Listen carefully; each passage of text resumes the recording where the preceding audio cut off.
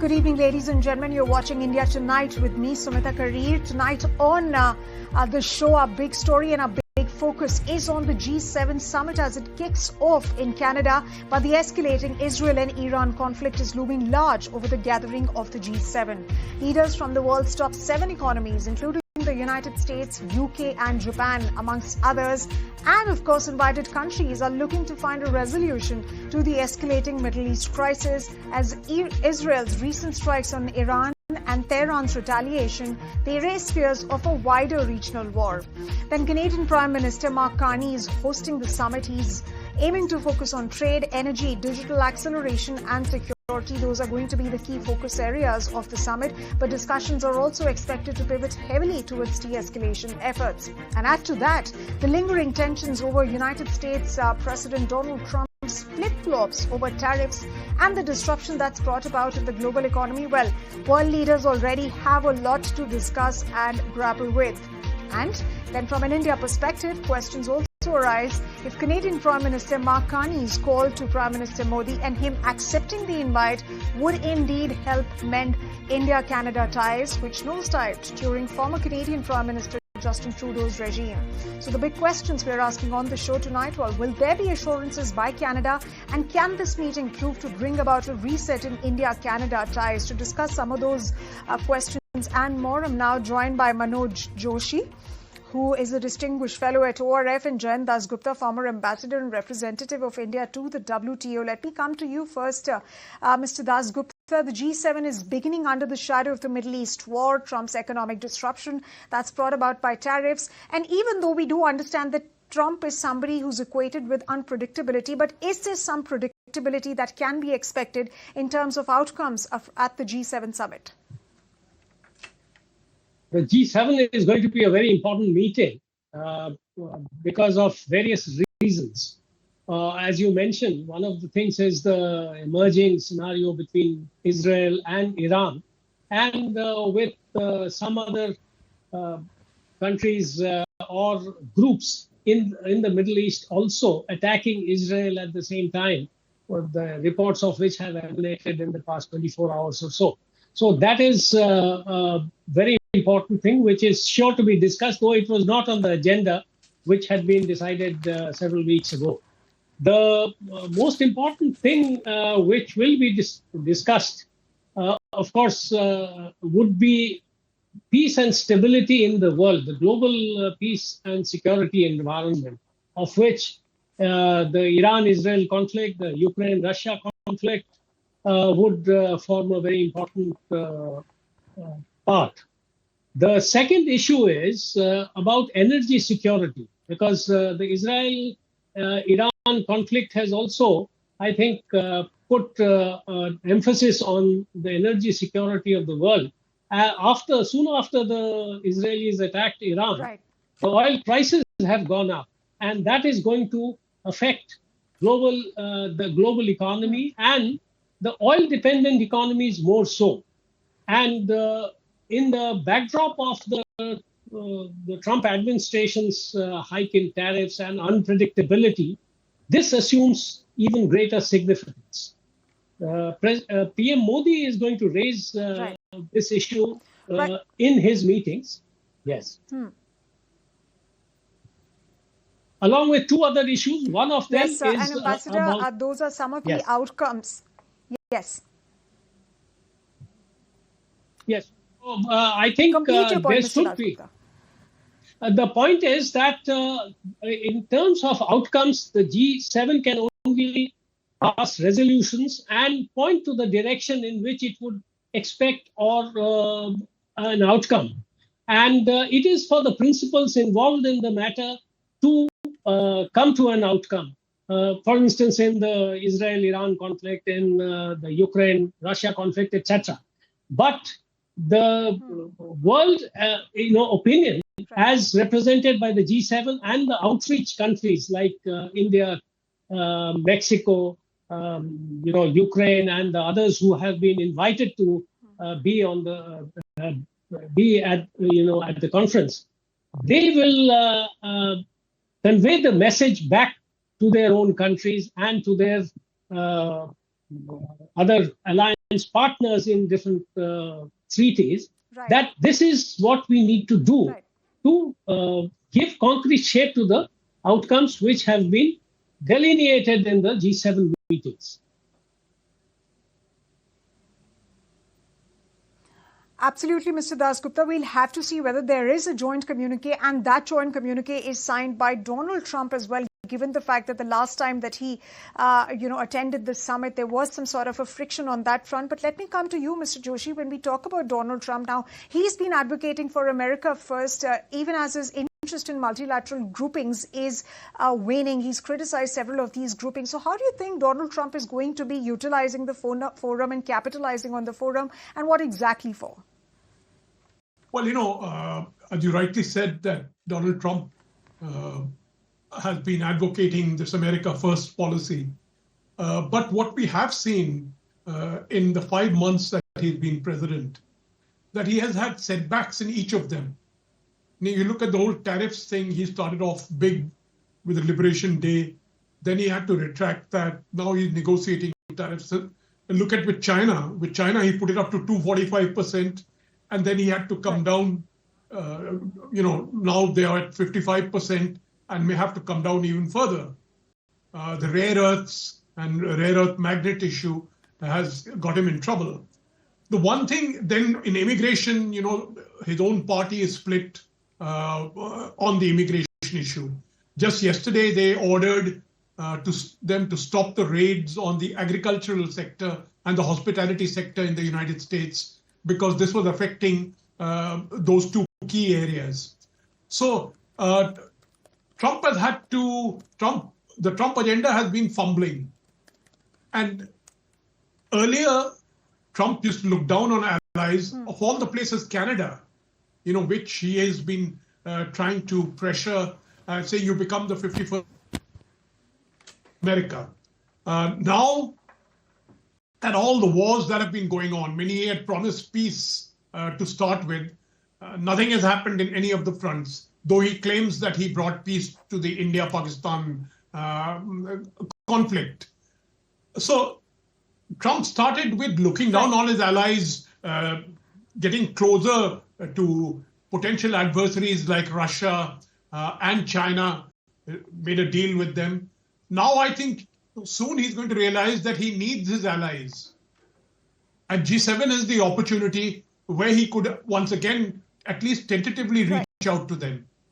But let's see. I'm not so sure, because he's a proud man, and he's still, and the allies also realize that they have been so dependent on the United States for such a long time. Though, you have Canada now trying to reach out to Europe for a defense pact. Europe itself is reorganizing its entire defense setup. So lots of things have been happening, and Trump comes to the meeting. I should suspect he should be chastened, but I'm not so sure about it.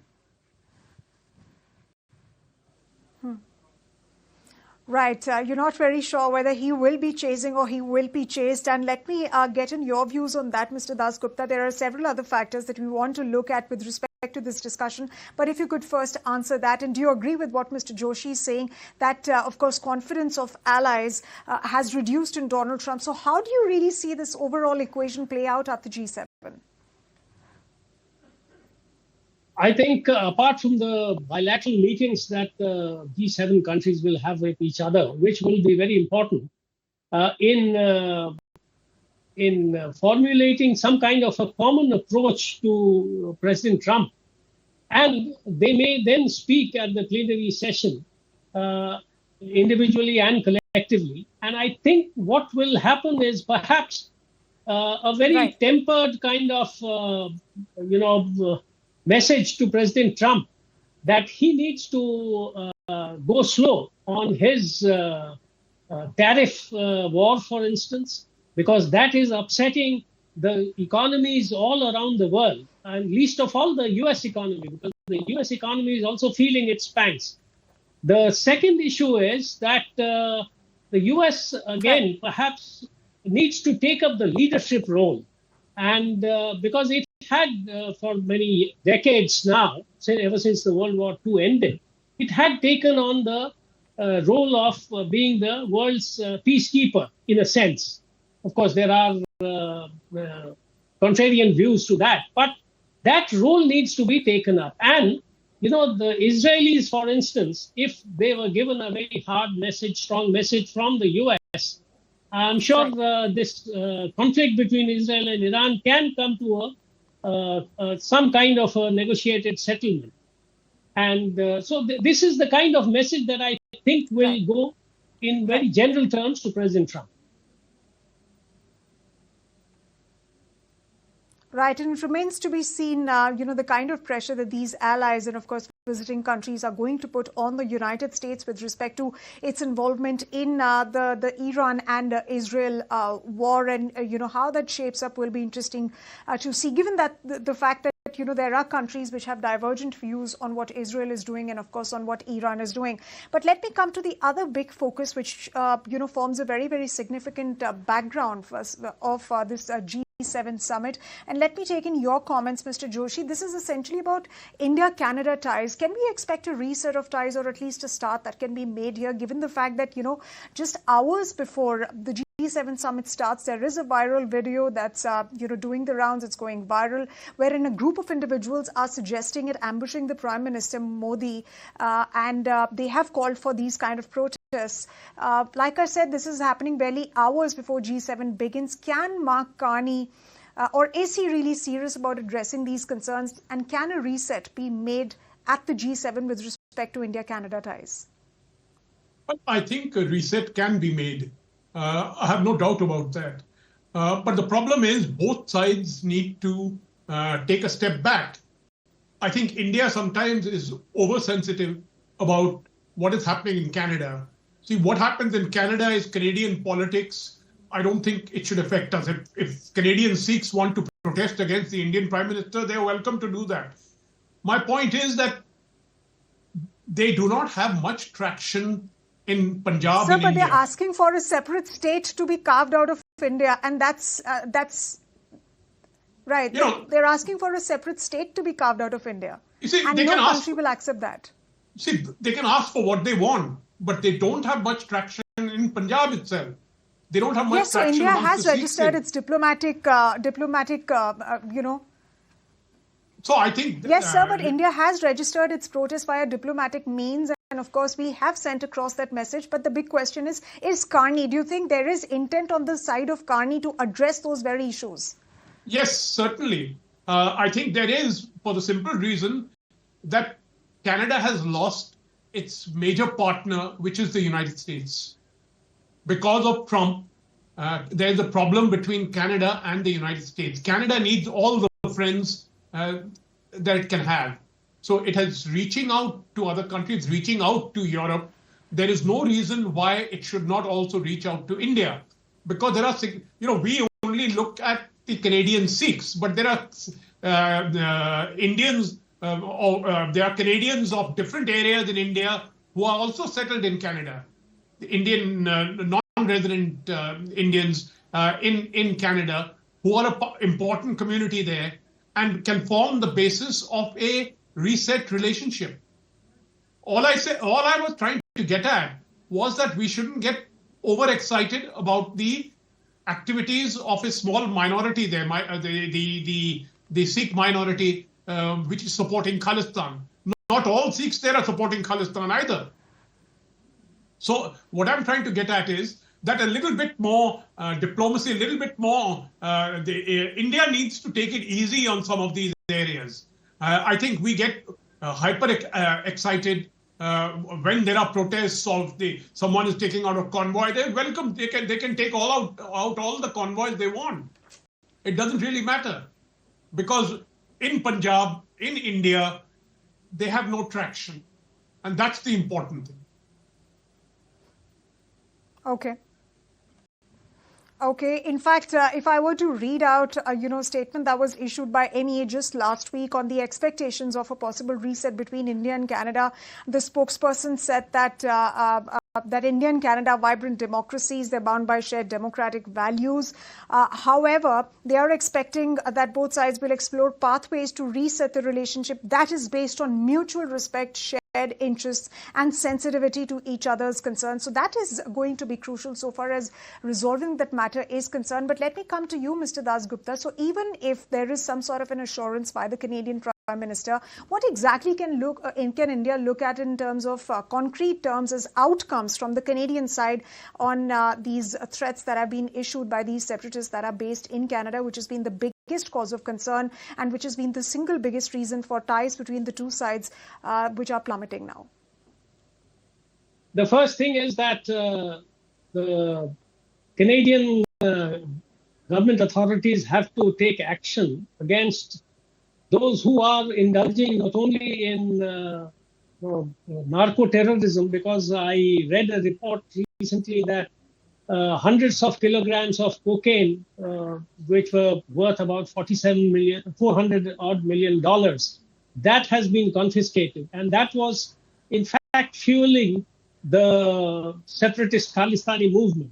So that is one cause of concern, not only for India, but very serious cause of concern for Canada and for the US, because part of it was also going into the US. So narco-terrorism, extremism, these things have to be put up front and discussed. And concrete actions, of course, it is the sovereign right of the Canadians to take action against people who violate their laws. But from the soil of a friendly country, you can't carry out terrorist attacks or, fuel violent attacks on Indian soil. So that is something which has to be conveyed. Of course, I entirely agree with Professor Manoj Joshi that we also have to be diplomatic. We can't be overreacting. But having said that, I think Prime Minister Trudeau, he went overboard with his concerns, and his, of course, the invisible concern was that he would try to curry favor with this large, support that he was getting from a section of the Sikh militants and Khalistanis, and the support that his party with the coalition was receiving from, I think, Jagjit Singh's party. So that was a concern, which is no longer the concern with Mark Carney. So Mark Carney can start on a fresh slate, and he can reset the relationship based on mutual respect and sensitivity towards each other's concerns, and address them to the extent possible within one's own laws. Right, Mr. Jain Dasgupta, just one final word from you, Mr. Joshi, before we wrap up this discussion. What kind of assurances can we expect from the Canadian side, especially to boost bilateral ties between India and Canada with respect to these concerns that India has expressed earlier as well? To be very frank, those concerns are mutual.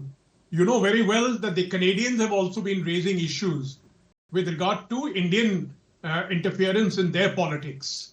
So if we can sit down behind the back channels and also raise mutual concerns with each other. Do not forget there is the outstanding issue of the murder of Hardeep Singh Nijjar, on which Canada has levied very serious charges against India. So we need to get beyond those issues, and that can only happen if there is an honest and frank back channel conversation. Meaning we should also not get involved in Canadian politics beyond a point. And likewise, we expect Canada to check their extremists when they act against India. So there has to be a mutuality. And I think the statement that you read out did speak of mutuality of interests in moving in that direction. Right, but that's a charge that's been dismissed by India, in the past. And if you remember, that was the key reason, one of the big factors which really led to ties between the two sides actually nosediving. But on that note, Mr. Joshi and Mr. Dasgupta, thank you very much for joining us here on 80 Now.